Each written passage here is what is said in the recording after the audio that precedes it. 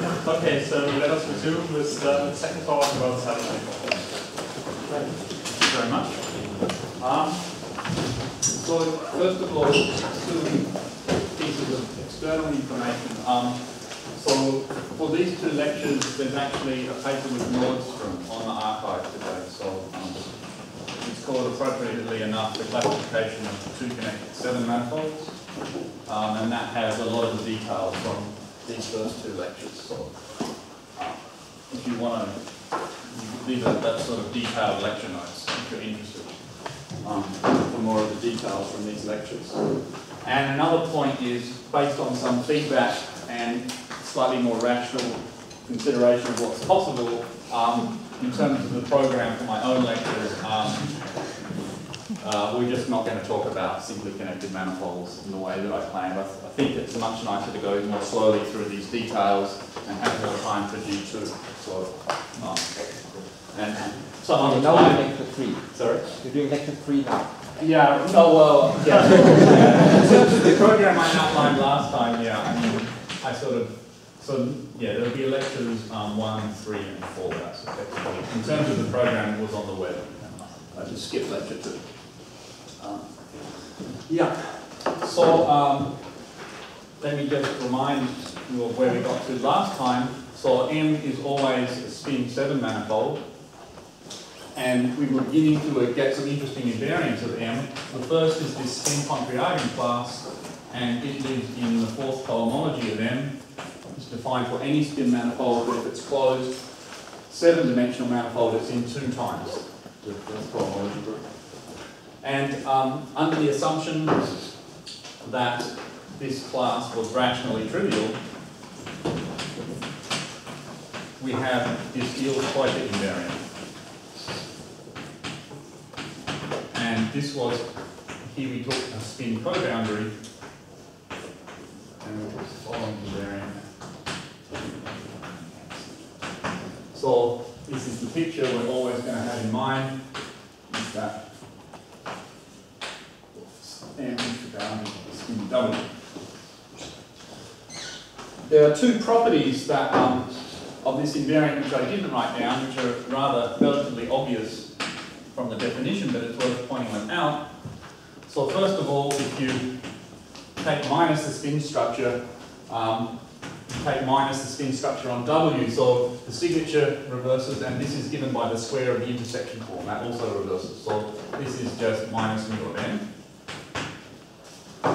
And another property that's rather easy to see is that if you take the connect sum of the homotopy sphere, you can just add on the co-boundary of a homotopy sphere. So if I had M, which is the boundary of W, then M connect sum sigma would be the boundary of W natural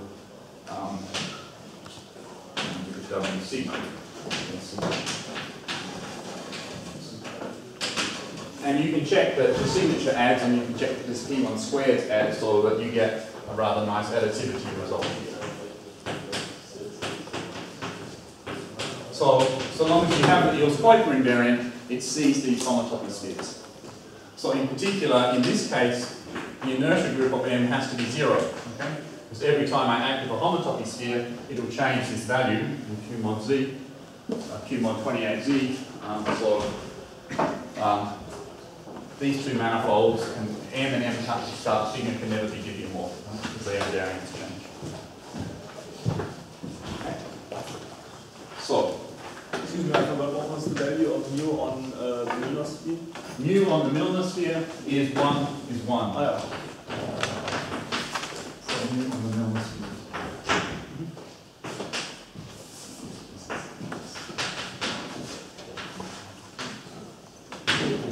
Was it the spin Pontryagin class length is rationally then the inertia group of M is zooms? Yeah, that's right. So under this assumption, whenever you have the full Eales-Kuiper invariant, then the inertia group will be 0. Yeah. This is a theorem of Crowley's, I think. Actually.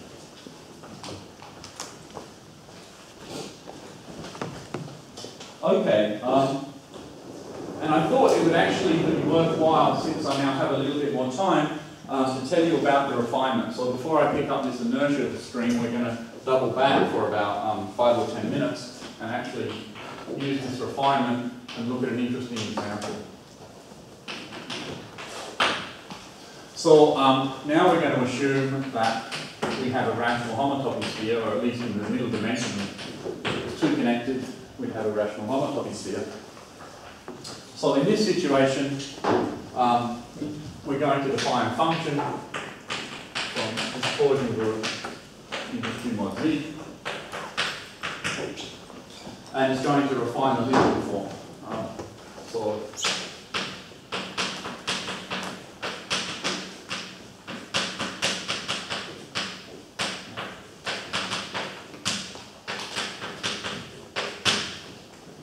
and the way we're going to do it is to use a co-boundary. So we're going to look at the cohomology along the exact sequence.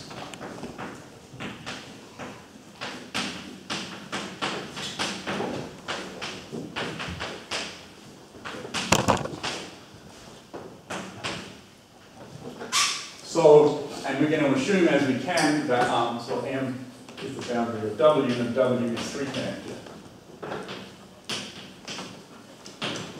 So the next thing I should put in the sequence would be the 5th cohomology of W rel boundary. By duality, that would be the 3rd homology of W, but since W is 3 connected, that's 0. So we're going to use, if I have an element here where I want to define Q, I can always pull it back to here.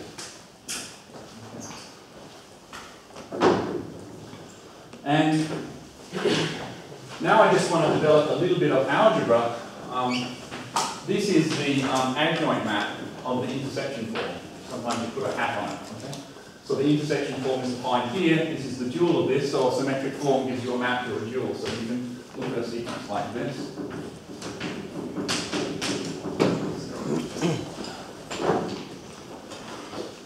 Here at 0. The next thing coming in from below would be in a 3 connected set. So I just want to tell you what lambda inverse is, how to get to a linking form. So here, so if I take lambda and tensor it with the rationals, this becomes invertible. So this inverse exists. So the inverse rationally is a map coming back this way. And on here I have a form, so I can actually use this to pull back lambda tensor Q. And now this is a form on H star tensor Q cross H star tensor Q. Now it's a rational form, and we can restrict this to H star. So we get something that we denote as lambda inverse. If you express this just as a matrix over the integers, then there's H, there's a canonical dual basis. Then if you express lambda inverse with respect to the canonical dual basis, you get the inverse matrix. So it's good notation. Okay. And now what you do is you define Qm of x to be lambda inverse x bar. Then we put in a sign to match things up with the linking form, and we have this class PW.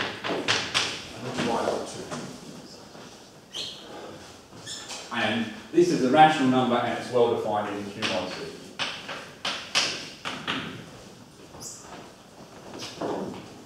Okay.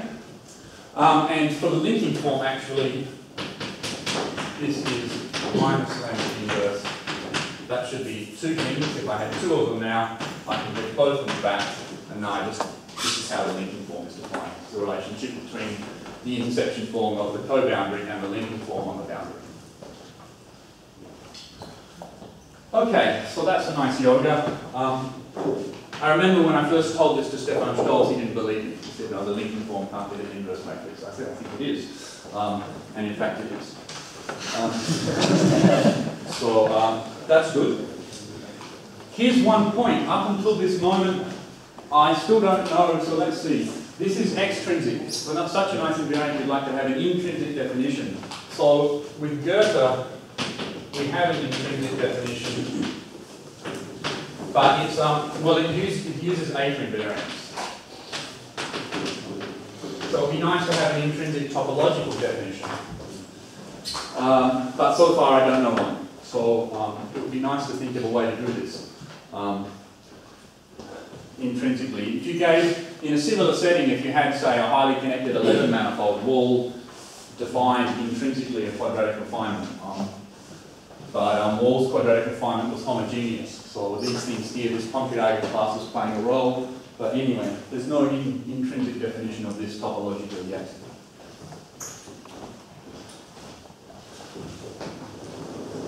So now I just want to give some examples here. And these examples are sort of cute, but they actually point to some interesting facts about the surgery obstruction spaces. So, if you remember, this was a 3-sphere bundle over the 4-sphere. It was chosen to have Euler number 8, so its linking form is going to be the standard cyclic linking form on Z mod 8. But we have a parameter here, and if you're on the ball, you'll notice that the difference between 1 and 25 is 24. And that's not... So this is another bundle. This is, we're following Milnon's flavor, right? This is the Euler class, but I'm free to vary the concrete eigenclass. Yeah.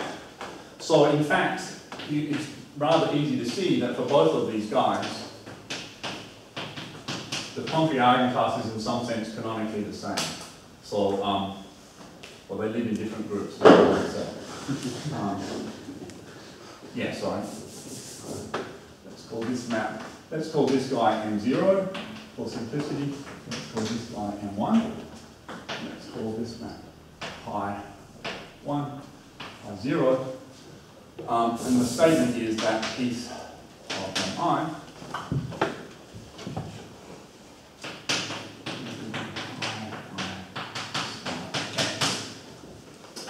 Mi X is a fixed generator.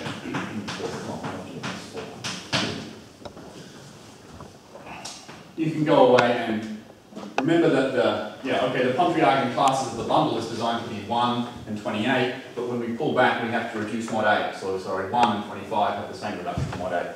That's why these cohomology classes are the same. And in fact, if we want to look at these things as spherical fibrations, we should look at the map that goes from pi 3 to SO4.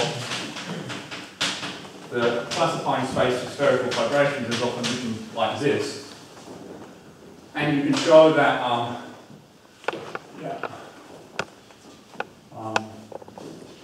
about to run out of room. What I'm going to prove now is that there's a fiber homotopy equivalence here. So before that disappears out of my arm length, I'll write it in. So this group here is a Z plus Z with this NP parameters, and this group here is a Z plus a Z multiplier. And you work out in the coordinates, NP goes to N, and you take the N minus P and divide by 2, and you take this residue class modulo 12.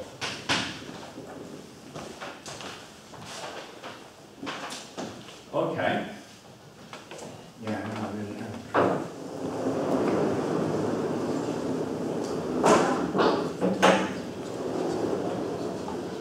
So, the fact that we have this F and that it pulls back the concrete eigenclasses, the K theory is so simple. In fact, it follows, this is a calculation, that this pulls back the tangent bundle. How do you divide n minus p by 2? Sorry? How do you divide n minus p by 2 in integers? Yeah, this is remember the fact that these guys are congruent. There's a special fact about Hopf invariant 1. The concrete eigenclass and the Euler class are equivalent mod 2. So you're not giving the map, you're giving the special values? Okay. This is the residue class, modulo 12. Yeah, sure, but I mean, n and p are not the canonical generators of C and Z, but this is yeah, sorry, that's right. Yeah, thank you. These are not the canonical generators, so the notation is bad. In this notation, we parameterize these bundles by their Euler class and their concrete eigenclasses, 2 integers n and p, and they're related by this particular parity constraint. Yeah, thanks. So the notation is bad. The fact that we preserve the concrete eigenclasses means that this homotopy equivalence is tangential. On On the other hand, we can compute the arc invariant of these quadratic forms. And you can go away and compute it, and they're different. In Q mod Z, this is not, so if we did the calculations right, this is what you get. So this implies that these guys are not homeomorphic. So they're tangentially homotopy equivalent.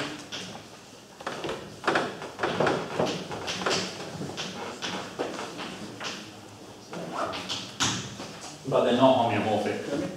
I missed what F is. F is this fiber homotopy equivalence. Which comes from? The fact that when we look at this clutching function as a vector bundle, but we reduce it and think of it as a clutching function for a spherical vibration, they both go to the same place. And so we choose null homotopy in this case. Yeah. So it's well defined. It's not, sorry, no, we have to make choices, yeah. So there is yeah. You make choices, but all of those choices will preserve the tangent bundle. Because this diagram commutes and the Pontryagin class pulls back from the base. And the lemma I'm not telling you is that if you have a map between two connected seven manifolds that preserves this Pontryagin class, then it's tangential. That's a pretty simple lemma. In particular, it's proven in this paper online. Okay, so that's nice, just a nice set of examples. As a young PhD student, I was reading a paper of Madsen, Taylor and Williams, and they said all tangentially homotopy equivalent two connected seven manifolds were homeomorphic. So that was a little confusing. So, in fact, luckily enough, their paper was wrong.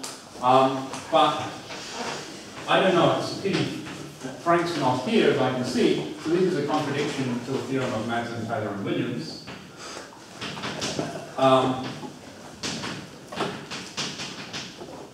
And it took me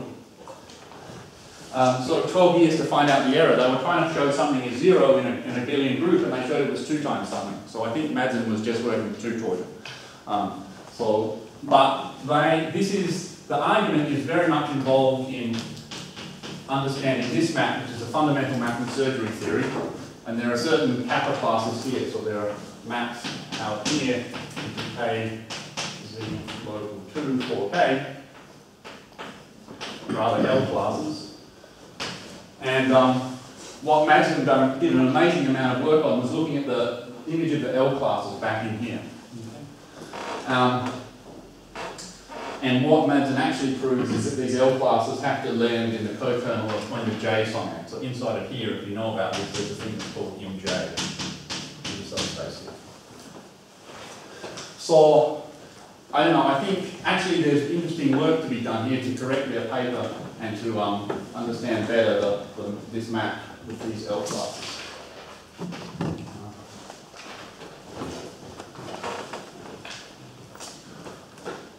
Okay, so that was the refinement and some nice examples. Let me return to this inertia problem.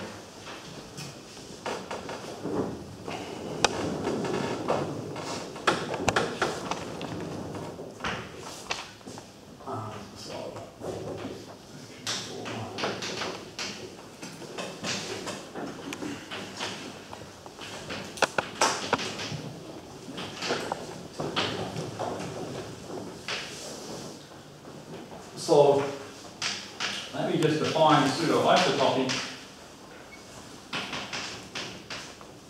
I'll just do it in pictures. Here is, I'm interested in 2 diffeomorphisms between n cross I and n cross I. So I have an F0, a diffeomorphism at the top, and a diffeomorphism at the bottom, and they're pseudo-isotopic if I can fill this in here. So something like a path in the space of diffeomorphisms, but not assumed to be level-wise. And I just wanted to make something I went over fast last time. So a fundamental theorem of Smale and Cerf will tell you that for n bigger than or equal to 5, I believe, that if we look at the diffeomorphisms of Sn and we map to the homotopy spheres, so this Yeah, this is spin diffeomorphisms, if you like, everything's orientation preserving. So we can build, this sigma G, which is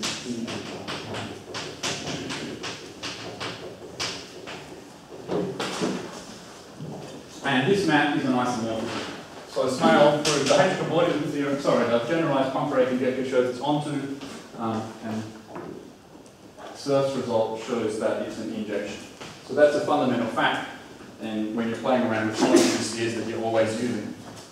So, in particular, what was the tilde above the pi? That means this is the group of pseudo-isotopy classes. So the tilde indicates pseudo-isotopy. Pi naught would be strict isotopy. There are deep theorems that for simply connecting manifolds in high dimensions it's actually the same, but to be precise, as a surgery theorist, you're generally always you can work with the pseudo-isotopy until you go and study deeper maths. Okay, so remember what an almost diffeomorphism was. So that we took our manifold M and we punctured it. So here's a little, now we're going back into our favourite dimension. And an almost diffeomorphism was a diffeomorphism here, and on the boundary we have a diffeomorphism. And so what I said is that there is an exact sequence.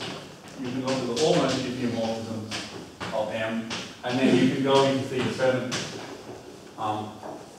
And this took exactly a diffeomorphism to the homotopy sphere defined by this boundary boundary. And now if this is standard, then you can use the Cerf-Smale result to show that this thing on the boundary is isotopic to the identities that you can put on a little column, and you can really close it off and extend it. So these almost diffeomorphisms are exactly what you have to understand inertia. So this is the singularity map, and more or less by definition now, the image of the singularity map is the size of the inertia.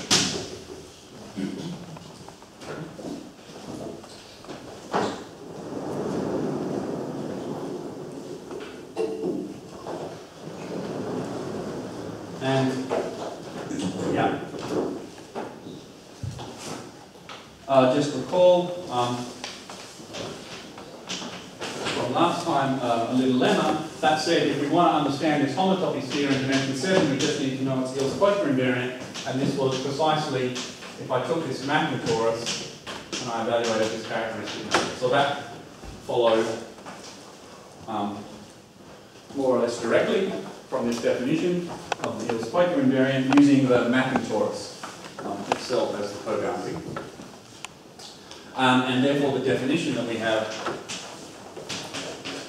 so as Thomas pointed out, we get a homomorphism from the almost diffeomorphisms to the integers by just looking at the Pontryagin squares of the Pontryagin classes of these mapping tori, and they add under composition. So you take P squared A diff M,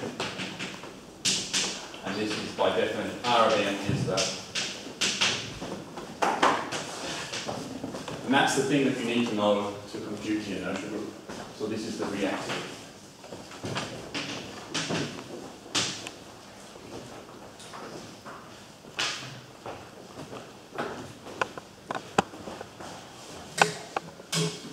Okay, so now I'm going to give you some examples. What we need to do now. What does P squared of A diff mean? It means take an almost diffeomorphism. Sorry, here's the. Yeah, this is a group, so I was a little bit fast. P squared is a homomorphism.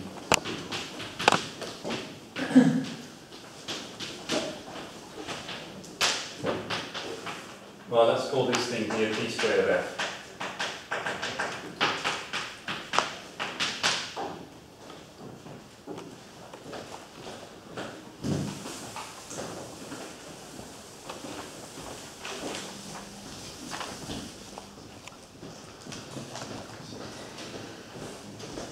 So the setting was, we have an invariant, we're trying to classify all two connected 7 manifolds.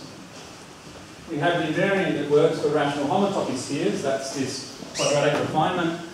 and the Eels Kuiper invariant, and now we have to walk off into a slightly larger universe where the Eels Kuiper invariant is not defined, and we have to cope with this phenomenon of inertia. So, for all we know at this stage, and for all that I've said, it could be that the inertia group is always trivial for a two-connected 7 manifold, and that, you know, there's some way to extend the Eels Kuiper invariant.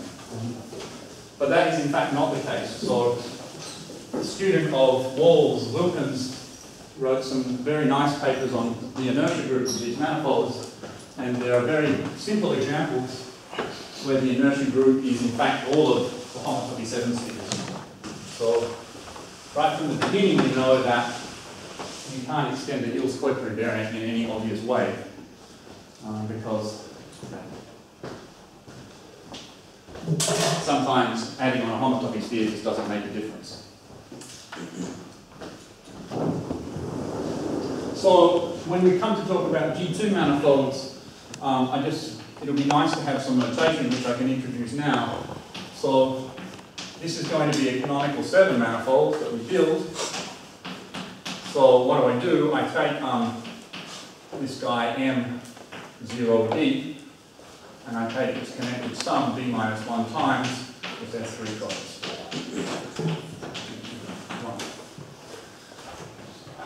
Okay, and you remember that M0D, that is a certain 3-sphere bundle, or even false.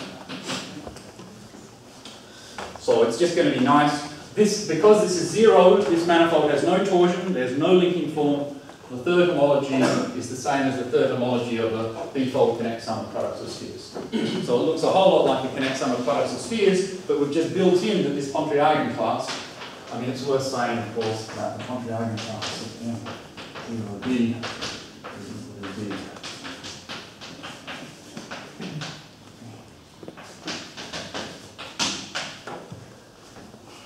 So we've built in a situation where our Pontryagin class is rationally non-trivial. And of course this is a very natural class of manifolds to consider. So here's a little proposition. To compute the reactivity of this guy here, it only depends upon the D, and you get exactly 2 times the least common multiple of 4 and D. So you might remember, because of this characteristicness and the fact that the mapping towards... So what does this notation? I mean, what does this notation mean? The first definition. Why do you choose this notation? Why am I choosing this notation? Yes, it looks very expensive. Oh, you don't like the notation? I don't understand it. Well, this is a manifold whose, I want to say looks like it's a homology connect sum of S3 cross S4s, and I just want to record the Betty number. B stands for Betty number.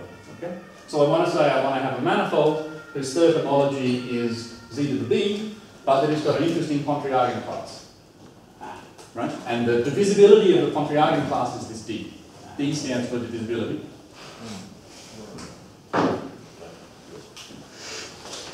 So D has to be even, because remember that D is congruent to N modulo 2. So okay, D is even, and D stands for divisibility.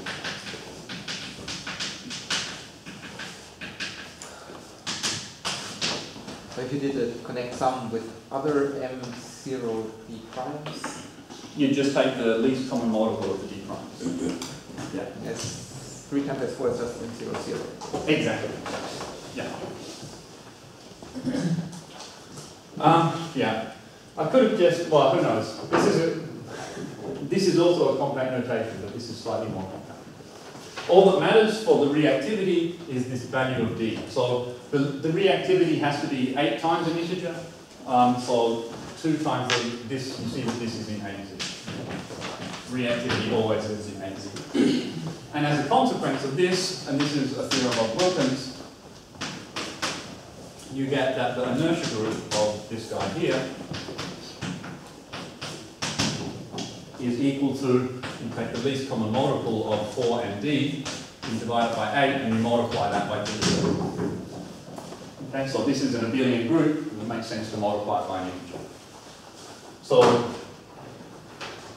what does this mean? Just to sort of make this explicit,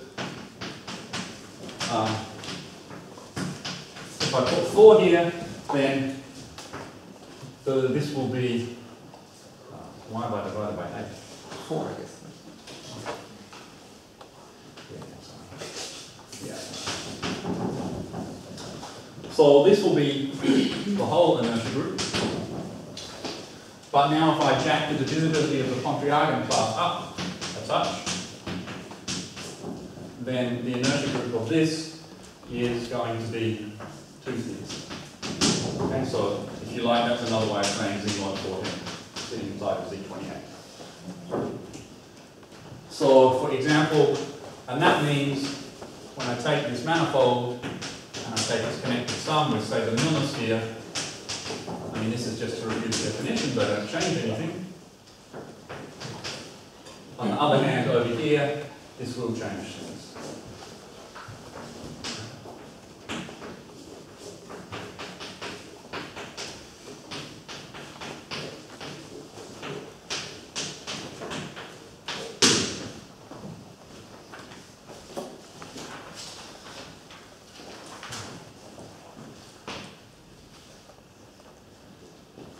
The Milnor sphere is a generator, right? Yeah.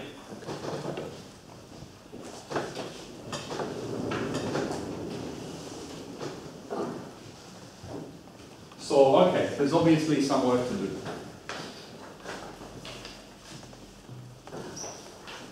So, now let's start doing that work.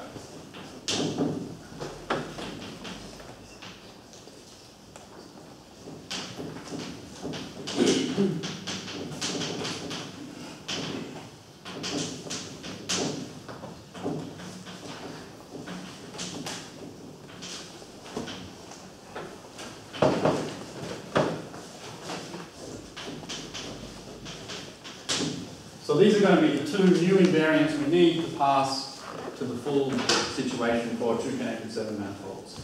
And I need to take a while to set up a certain amount of algebra. So sometimes it's going to be more convenient. So this is always going to refer to the 4th cohomology of n, d of n, d of n. So algebraically, we'll abbreviate it like this. That's going to save us some time. And as we saw in this example, the divisibility of this Pontryagin class is going to play a key role. So just algebraically, you have a map, sorry, not quite there, T inside of G is the torsion subgroup. That's where the linking form is defined. And we have a map pi, we'll call it, to the free quotient. Okay? So we just take your group and kill the torsion. And now we get a couple of divisibilities. So d pi is just a right div to the divisibility. So this is now an element in a free abelian group, so its divisibility is 0 if the element is 0, otherwise it's the smallest number that's such that it's that times a primitive element. Okay. So d pi, the notation is set up so for all of these examples here, d pi is exactly d.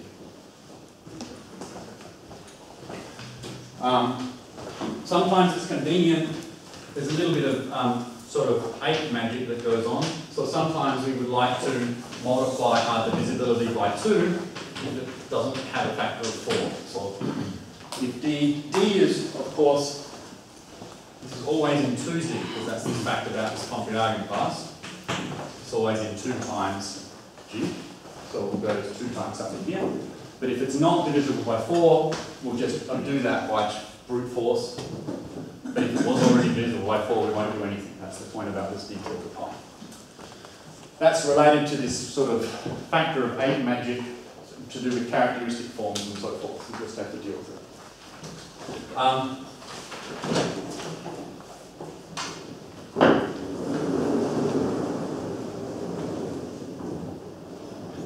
Right, now, to sort of get going, and you can see in this example here, if the divisibility is very big, like it's got thousands of factors of 28 in it, it won't affect the inertia group. So to sort of make things speak to the exotic spheres, we take the greatest common divisor of d pi So we made d pi divisible by 4, we divide it by 4, and then we take its GCD as 28.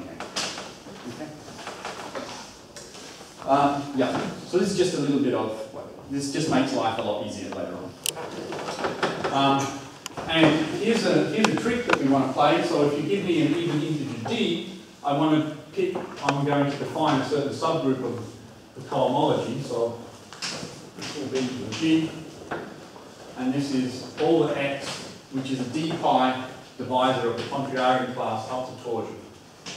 So that means I can find an element such that this is torsion.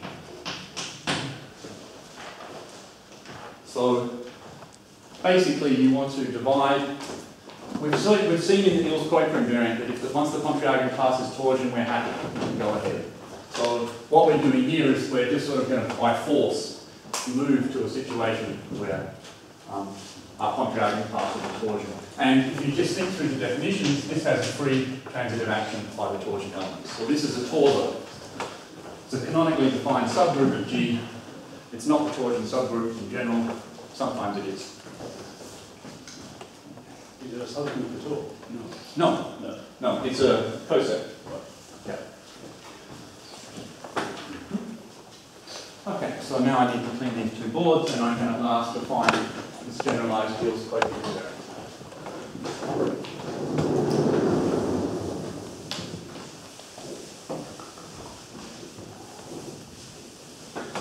Actually, before I do that, I'm going to do a little bit more preparation with bilinear forms.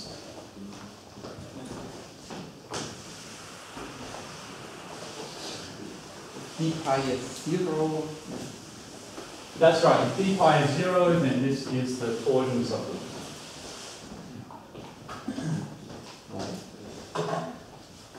That's probably an if and only if statement. Multiply by 0 and then condition is satisfied as such for every x. So I don't think that's a torsion of 2. Sorry?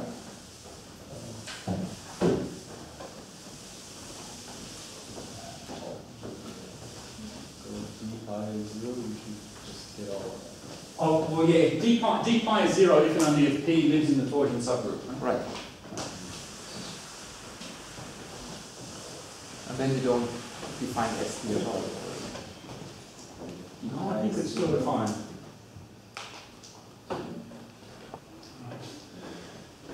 Not a toss on that. Oh, it's not a torsion.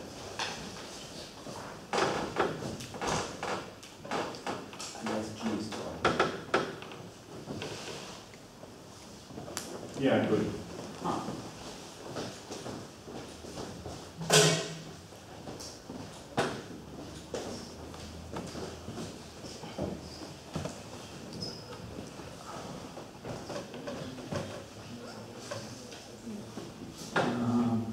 Don't care. If d pi is 0, then that's actually the whole group. So well, no, good.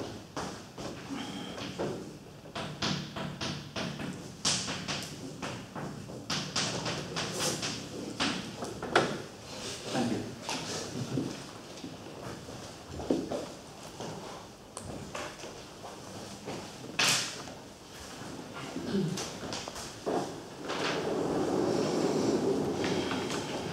So this sequence that we're always looking at,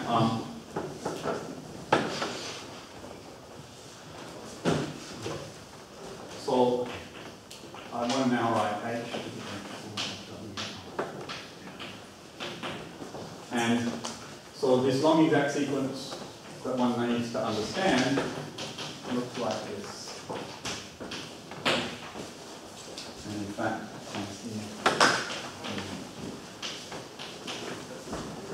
so this is for our usual setup. I've just written it down in algebra. So M is down to W, W is 3 connected, and N is 2. You have a situation that looks like this. And you have an intersection form, but it might be degenerate. Yeah. So let's call this thing K for the kernel. You can pass now here to H modulo K, and over here you have what we'll call R. So So R is by definition the annihilator. Okay. Okay, this is the dual, so I can just look at all the things here, they're still K.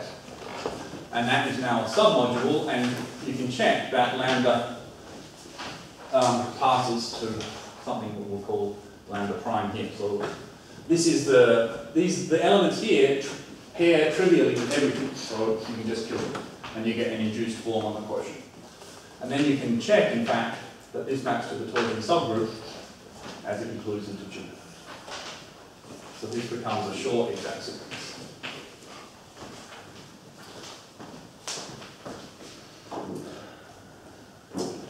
Okay, so that's what we have now. So this sequence we've analysed nicely, and this is exactly the sequence that we use to define a Q here. So is this clear? Yeah. So lambda, this is the radical. This is the radical of the form. A form will always induce a form on the module quotient of the radical. Everything in here intersects trivially with any elements. The intersection form is now well defined by this quotient. Yeah, so remember, this is a good situation. This is a good situation. Here we would get a Q, but remember we needed a characteristic element here. So up here, we have P of W, that's great. Okay? But the arrows are now going the wrong way, right? So there's no canonical way to pick some element here that will be characteristic.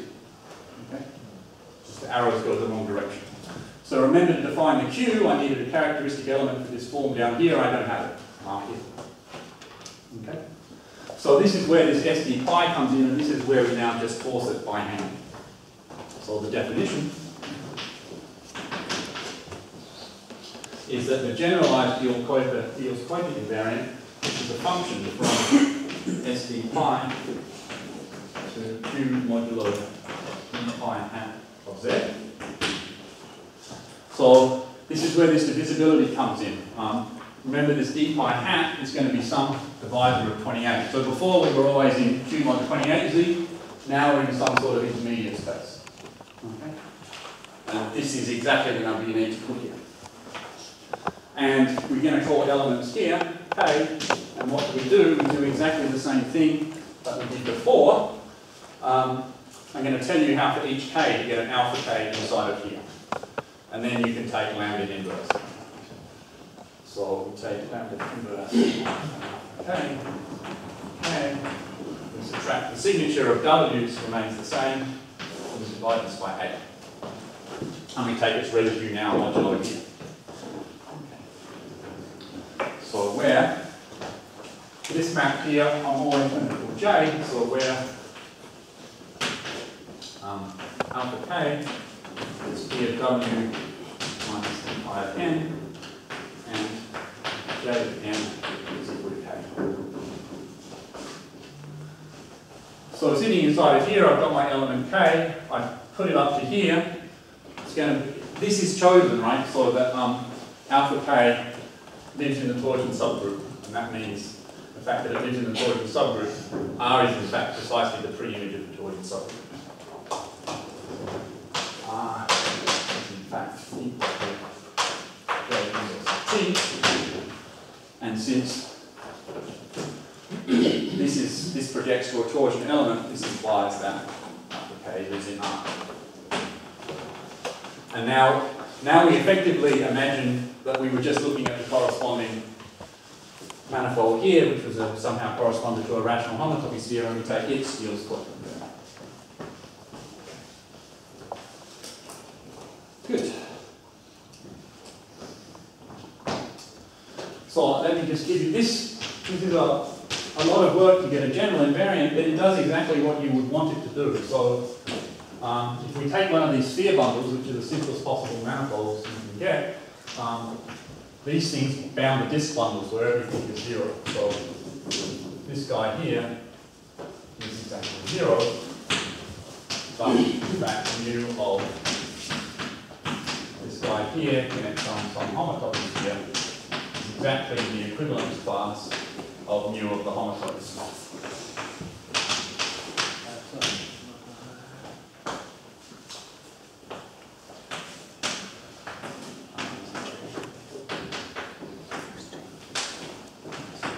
I'm a little find a map, a linear map mu m going from It's just a function. It's just a function. Yes, it's not a subgroup. But now you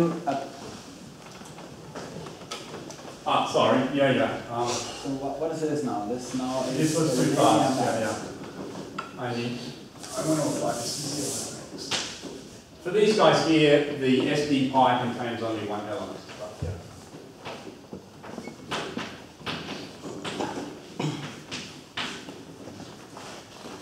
Not zero. Well, there's some element here that works. Here.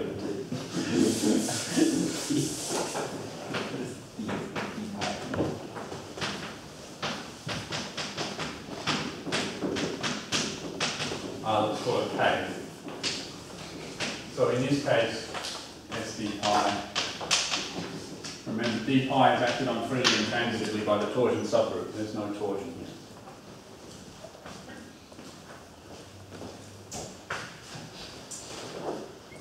There are some other properties of this that's also, so this fact here is in general true. So properties. So mu of minus m.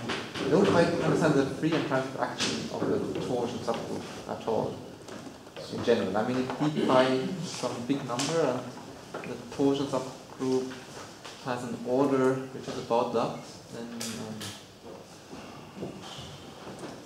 one way to say this is a d pi divisor, right? So certainly we should see that this, if I take any torsion element, right? So if I modify x by a torsion element, it's still in this set. Right? And in fact, you can check that that's the only thing. I mean, this is a When there's a clear thing that says in the torsion free quotient, you can say p divided by d pi.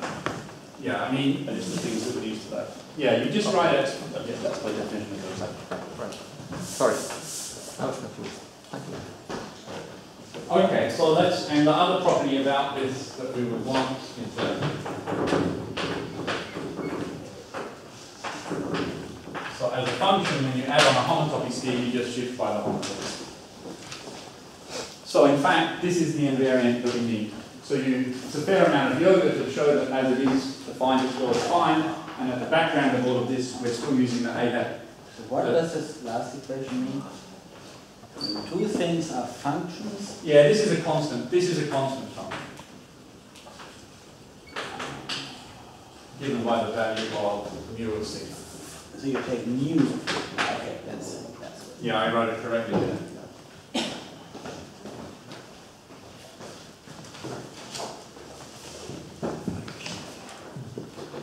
So the SD pi does depend on the manifolds. This is the subgroup of H4.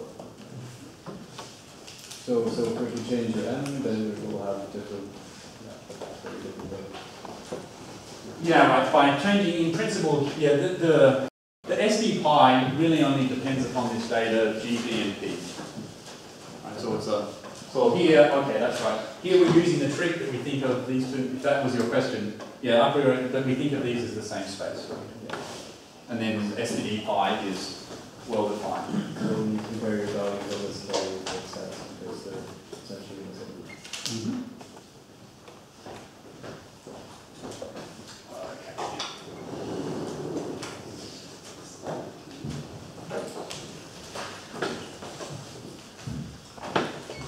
So, now I'm going to tell you maybe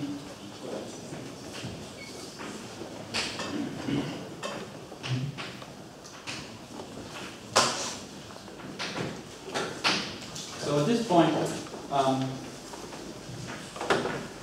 might not go into all details, but just tell you schematically how things go. So remember we have a B fixed. What this process corresponds to is basically splitting my manifold as a connected sum, and what I do is I split it into one that's got a torsion-free group, and I split it into a rational homotopy sphere. And what I did was I computed the Eales-Poynter invariant of that rational homotopy sphere up to some ambiguity. So remember the other thing that a rational... Is there actually a splitting of the manifold like that? It's actually a split. Or is it just how it work? Yeah, no, it's actually geometric. Okay. Yeah, there's a one-to-one correspondence between the splittings. Yeah. This is detailed, actually even quite detailed in the paper. Yeah. You're welcome to observe that. You can split these guys up. If this GB please fits orthogonally with respect to the linking form, there's a corresponding manifold split. So I'm splitting my manifold up into a free part and a rational homotopy sphere. The rational homotopy sphere has a Q. So now I just need to tell you how to get the corresponding Q's. And so the Q's might vary as I change the splitting, so I just define a value group for a function which is all the possible Q's. In fact, you can show again that T acts freely and transitively on the Q's.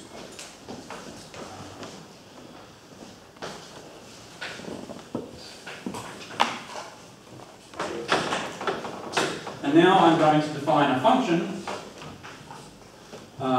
which I will denote with a little dot, and it goes from this set S2 now, not SD pi, but now define this for S2, and it goes to Q of D.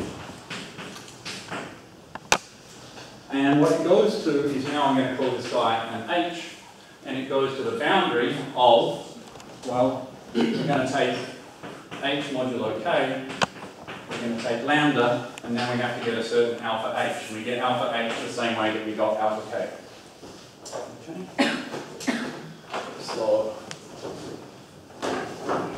alpha H is E of W minus 2M and J of M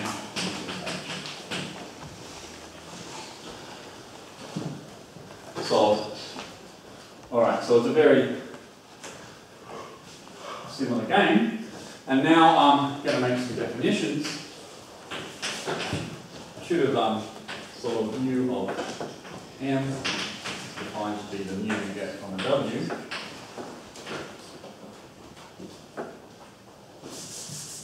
So in all of this we had to be W. The slightly annoying thing is that to get the signs right, here you should take Q of minus W.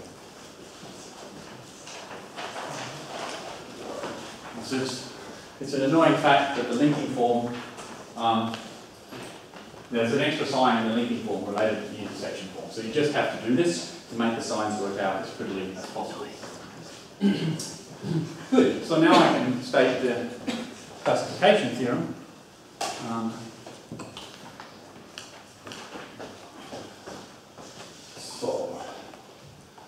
So let's, just to get some terminology, we call this guy triple G, Q naught, U, and P mod 28 Gauss refinement.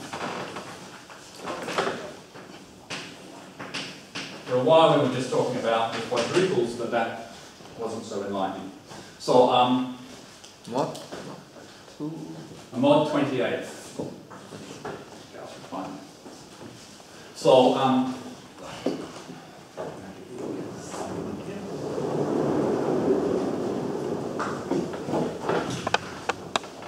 so every 2 connected 7 manifold gives you one of these guys. So M is equal.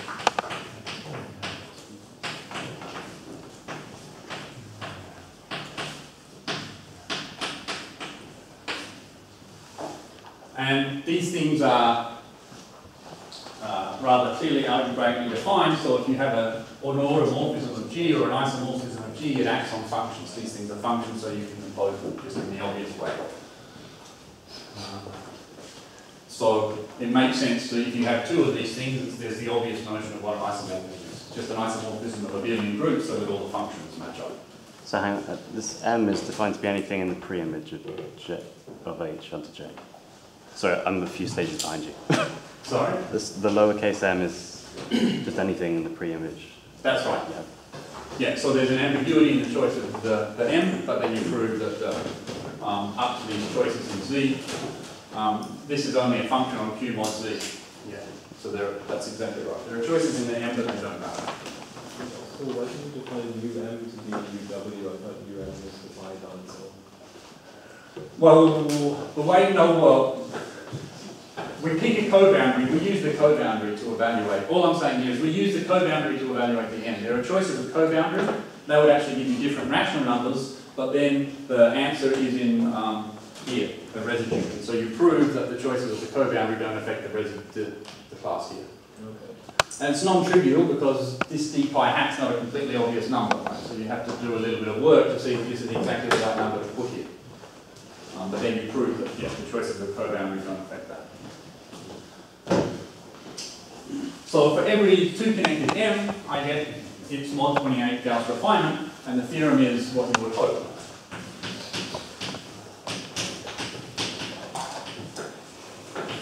So every mod 28 Gauss refinement is realized by a 2 connected 7 manifold.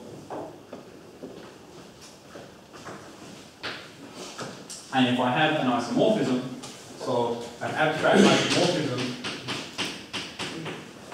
is realized as a diffeomorphism if and only if it preserves the Gauss size. So that's so is realized as f equals x star.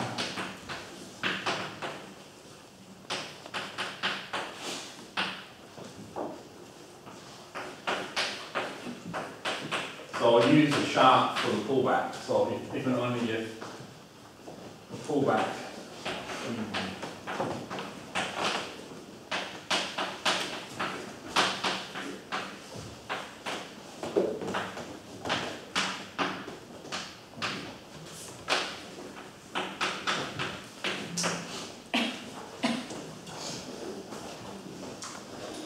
so that's what I call a complete invariant of diffeomorphisms.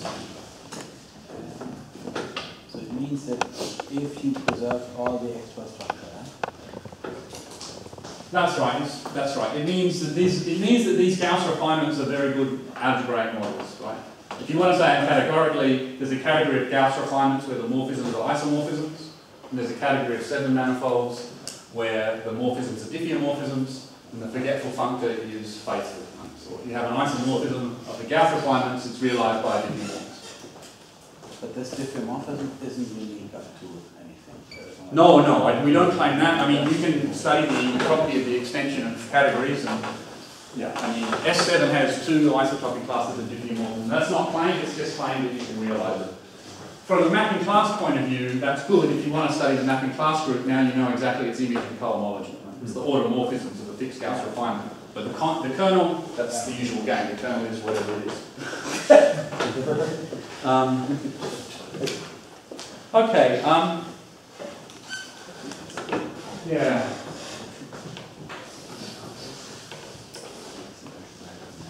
So maybe I'll just give you just a summary. There's some sort of a cute calculation you can do with this. Actually, no, I'll state the final theorem and then we'll be done.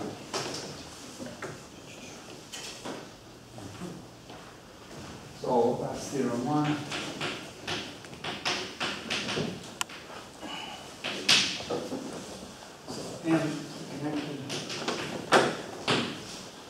So there exists number r is an integer, it's either 0, 1 or 2. It's not easy to define, but it depends only on this base. It only depends on r, on g, b and t. Okay? And it lives in, it's either 0, 1 or 2. And then the reactivity,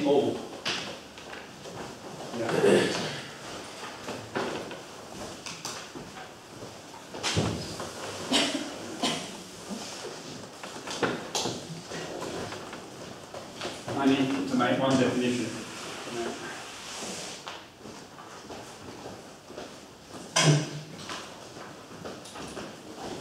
So there's an intermediate notion of divisibility, which is a hard notion to, well, it's easy to say what it is. We take integers x and m and z, and you do the following. You take m times t, and then p might have, if we come over here, G is free plus the torsion part. All we're really interested in is the divisibility in the free part, but we could have an element here of the form, suppose this is Z, and there's mod 2 to the k, we could have an element of the form here 8, sort of 4, for example.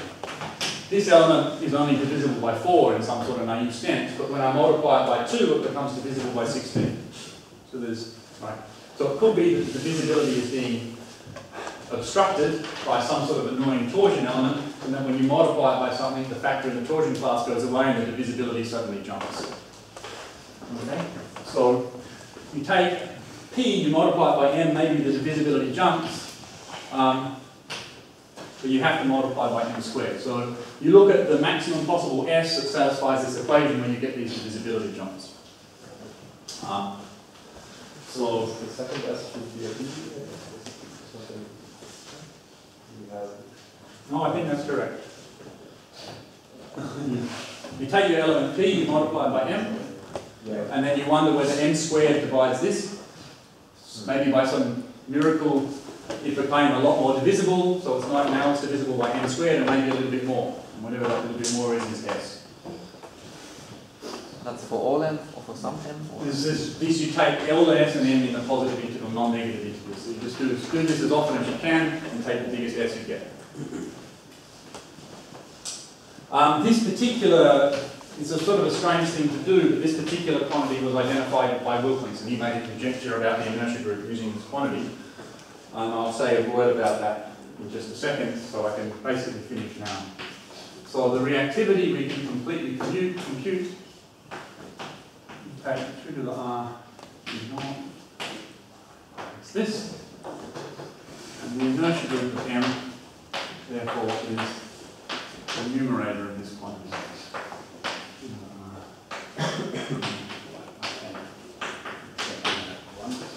Numerator or denominator? Numerator. Both are the same. You write the numerator of the same thing twice. Is that? Yeah, but now I multiply it by this group. So this is in 8Z, and this is a subgroup of the inertia. So you can see it's not completely obvious. Wilkins' conjecture was equivalent to the statement that R is always equal to 1, and it's not. So R can be any of these guys. So there are examples where you get 0, 1, or 2.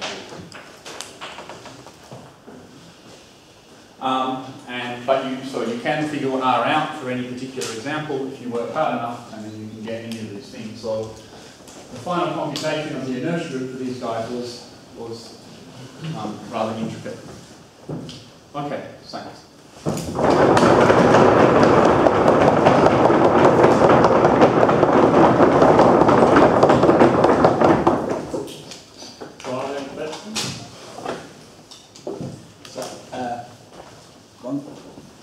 When you have these defined in lines, and it seems that many of these things can be done for 3 manifolds, or for homology 3 manifolds, do you get more than just the option in line? Yeah, in fact, it's a good question.